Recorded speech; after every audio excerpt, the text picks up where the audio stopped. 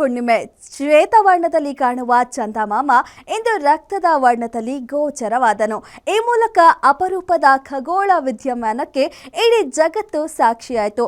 ಈ ಗ್ರಹಣದಿಂದ ರಾಜ್ಯದ ಯಾವೆಲ್ಲ ದೇವಾಲಯಗಳು ಕ್ಲೋಸ್ ಆಗಿದ್ವು, ಯಾವೆಲ್ಲ ದೇವಾಲಯಗಳು ಓಪನ್ ಆಗಿದ್ದವು, ಇದರ ಮಹತ್ವವೇನು ಎಂಬುದರ ಕಂಪ್ಲೀಟ್ ಡೀಟೇಲ್ ಇಲ್ಲಿದೆ. 2026ನೇ ವರ್ಷದ ಎರಡನೇ ಮಹತ್ವದ ಗ್ರಹಣ ಇಂದು ನಡೆದಿದೆ.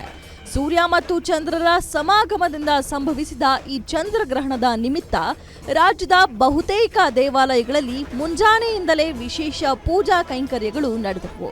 ಜಲಾಭಿಷೇಕ, ರುದ್ರಾಭಿಷೇಕ, ಪಂಚಾಮೃತ ಅಭಿಷೇಕದ ಜೊತೆಗೆ ಮಹಾಮಂಗಳಾರತಿ ಸಹ ಮಾಡಲಾಯಿತು. ಭಕ್ತರು ಕೂಡ ಮುಂಜಾನೆಯೇ ದೇವಸ್ಥಾನಗಳಿಗೆ ಭೇಟಿ ನೀಡಿ ದರ್ಶನ ಪಡೆದರು. ಆದರೆ ಮಧ್ಯಾಹ್ನ 12 ಗಂಟೆ ಸುಮಾರಿಗೆ ಬೆಂಗಳೂರಿನ ಕಾಡುಮಲ್ಲೇಶ್ವರ, ದೊಡ್ಡ ಗಣಪತಿ ಮತ್ತು ಬನಶಂಕರಿ ಸೇರಿದಂತೆ ಪ್ರಮುಖ ದೇವಾಲಯಗಳ ಬಾಗಿಲನ್ನ ಮುಚ್ಚಲಾಯಿತು. 6:45 ಗ್ರಹಣ ಟೈಮ್ ಇದೆ.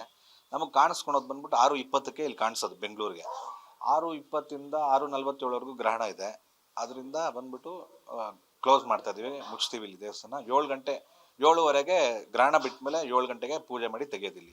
ಗ್ರಹಣದ ಸಮಯದಲ್ಲಿ ದೇವಸ್ಥಾನಗಳನ್ನ ಮುಚ್ಚುವುದು ಶತಮಾನಗಳ ಸಂಪ್ರದಾಯ. ವಿಗ್ರಹಗಳಲ್ಲಿರುವ ದೈವಿಕ ಶಕ್ತಿಗೆ ಗ್ರಹಣದ ನಕಾರಾತ್ಮಕ ಕಿರಣಗಳು ತಾಕಬಾರದು ಎಂಬುದು ಇದರ ಹಿಂದಿನ ಧಾರ್ಮಿಕ ನಂಬಿಕೆ. ಹೀಗಾಗಿಯೇ ಅರ್ಚಕರು ದೇವಸ್ಥಾನದ ಬಾಗಿಲುಗಳನ್ನ ಕ್ಲೋಸ್ ಮಾಡುತ್ತಾರೆ. ಈ ಸಮಯದಲ್ಲಿ ಭಕ್ತರು ಕೂಡ ಉಪವಾಸ ವ್ರತ ಆಚರಿಸುವುದು, ದಾನ ಧರ್ಮ ಮಾಡುವುದು ವಾಡಿಕೆ. ಗ್ರಹಣ ಮುಕ್ತಾಯದ ನಂತರ ಇಡೀ ದೇವಸ್ಥಾನವನ್ನ ತೊಳೆದು ಶುದ್ಧೀಕರಣ ಮಾಡಿ ಪುನಃ ಅಭಿಷೇಕ ಮತ್ತು ದರ್ಶನಕ್ಕೆ ಅವಕಾಶ ಮಾಡಿಕೊಡಲಾಯಿತು. ಕರ್ನಾಟಕದಲ್ಲಿ ಸಂಪೂರ್ಣ ಚಂದ್ರಗ್ರಹಣ ಕಾಣಿಸಲ್ಲ. ಸಂಪೂರ್ಣ ಚಂದ್ರಗ್ರಹಣ ಕಾಣಿಸೋದು ಭಾರತದ ಈಶಾನ್ಯ ಭಾಗದಲ್ಲಿರುವಂತಹ ರಾಜ್ಯಗಳಿಗೆ, ಅಲ್ಲಿರುವಂತಹ ನಗರಗಳಿಗೆ. ಇಂದಿನ ಚಂದ್ರಗ್ರಹಣವು ಮಧ್ಯಾಹ್ನ 3:20ರಿಂದ ಸಂಜೆ 6:47ರವರೆಗೆ ಸಂಭವಿಸಿತು. ಆದರೆ ಕರ್ನಾಟಕ ಸೇರಿದಂತೆ ದಕ್ಷಿಣ ಭಾರತದಲ್ಲಿ ಇದು ಪೂರ್ಣ ಪ್ರಮಾಣದಲ್ಲಿ ಕಾಣಿಸಿಕೊಳ್ಳಲಿಲ್ಲ. ಸೂರ್ಯಾಸ್ತದ ಸಮಯದಲ್ಲಿ ಚಂದ್ರನು ಉದಯಿಸುತ್ತಿದ್ದ ಕಾರಣ ಇದು ಕೇವಲ 20ರಿಂದ 25 ನಿಮಿಷಗಳ ಕಾಲ ಭಾಗಶಃ ಗ್ರಹಣವಾಗಿ ಗೋಚರಿಸಿತು.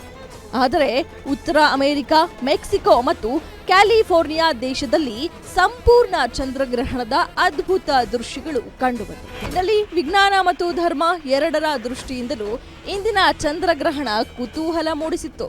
ಗ್ರಹಣ ಮುಕ್ತಾಯವಾದ ಬೆನ್ನಲ್ಲೇ ಎಲ್ಲೆಡೆ ದೇವಸ್ಥಾನಗಳು ತೆರೆದಿದ್ದು ಭಕ್ತರು ಪವಿತ್ರ ಸ್ನಾನ ಮಾಡಿ ದೇವರ ದರ್ಶನ ಪಡೆಯುತ್ತಿದ್ದಾರೆ. Sangamesh Metre, guarantee news, Bengaluru.